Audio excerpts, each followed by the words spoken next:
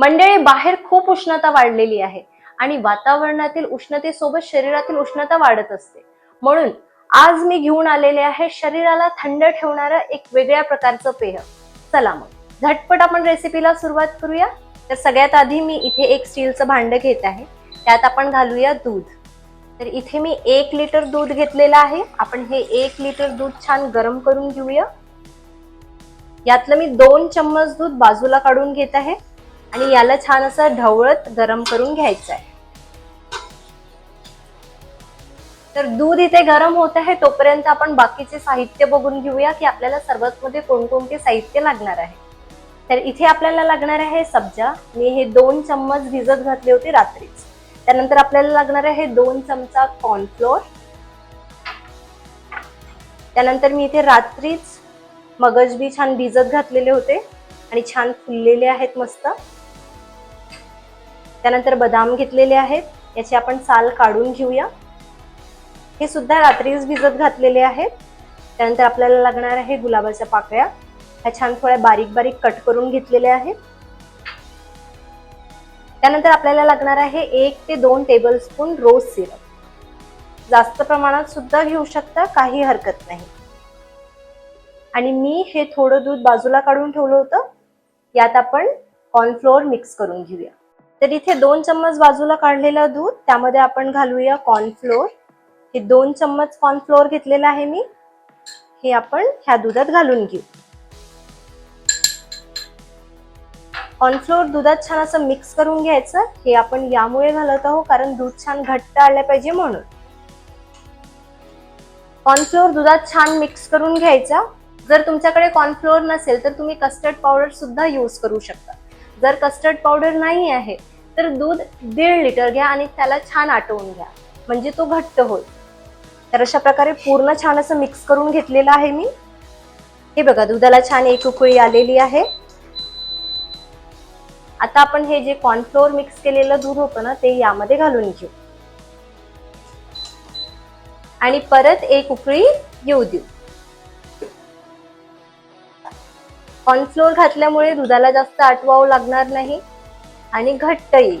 हे बघा, आताच छान दूध घट्ट यायला लागलेलं आहे.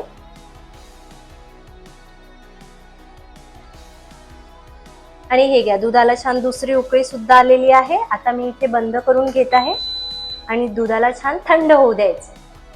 दुधाला थंड व्हायसाठी ठेवत आहे मी. दूध थंड होत आहे तोपर्यंत आपण बदामचे साल काढून घेऊ. तर मी इथे ड्रायफ्रुट्स मध्ये बदाम यूज करत आहे. जर तुम्हाला वेगळे कोणते ड्रायफ्रुट्स यूज करायचे असेल तर ते सुद्धा करू शकता.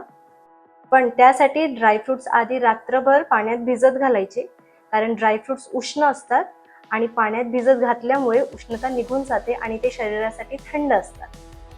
जर तुम्हाला पिस्ता घ्यायचा आहे, पिस्ता पण टाकू शकता. अशा प्रकारे पूर्ण बदामचे असं साल काढून घेऊ. तर अशा प्रकारे पूर्ण साल काढून घेतलेली आहे. तर मी इथे एक मिक्सरचं पॉट घेतलेलं आहे. त्यात आपण घालूया बदाम आणि मगजबी आणि याचं छान असं पेस्ट करून घेऊया. वरून थोडंसं पाणी टाकून घेत आहे आणि याला छान वाटून घेऊ. तर इथे दूध छान थंड झालेलं आहे. चला आता आपण बाकीचे साहित्य घालून घेऊ. सगळ्यात आधी आपण घालून घेऊ मगजबी आणि बदामचे जे मिश्रण आपण मिक्सर मधून काढलेलं होतं ते मिश्रण यात घालून घ्यायचं आणि याला छान असं मिक्स करून घ्यायचं. हे बघा, दूध छान घट्ट आलेलं आहे.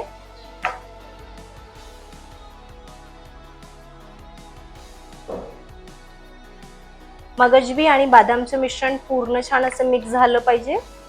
आता आपण यात घालूया रोज सिरप. तर मी इथे 2 टेबलस्पून रोज सिरप घेतलेला आहे. रोज सिरपनी कलर खूप छान येतो आणि साखर टाकायची गरज पडत नाही. आणि हे बघा, मस्त असं पिंकिश कलर येऊन राहिलेला आहे.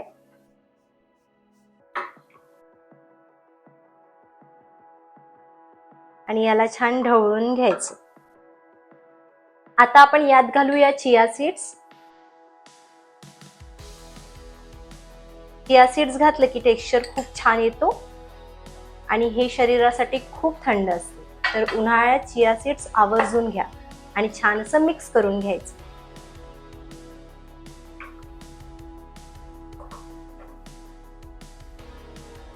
हे बघा कलर किती सुंदर आलेला आहे आणि टेक्स्चर सुद्धा मस्त दिसत आहे.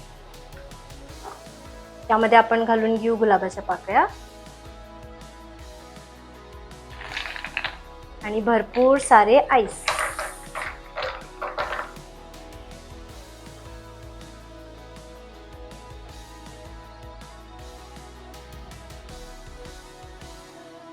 तर इथे शरीराला थंडावा देणारं एक वेगळ्या प्रकारचं पेय रेडी झालेलं आहे.